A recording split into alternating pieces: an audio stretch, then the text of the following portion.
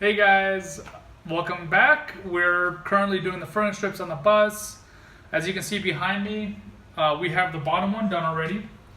We have it glued with adhesives and we screwed them in with countersunk tech screws.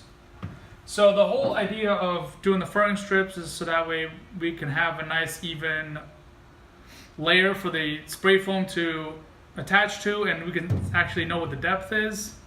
Now the way we're going to set these up is we're going to use vertical pieces like this, and we will put them right on the ribs, and then we're going to take we have 12-foot pieces. We're going to take the horizontal ones and put them underneath and kind of make like a windowsill. And then we have these angle pieces. I don't know if you can tell, they're thicker on the bottom, narrower on top. Because we have a Thomas school bus, the windows tilt in a bit. So we're trying to maintain a flush wall.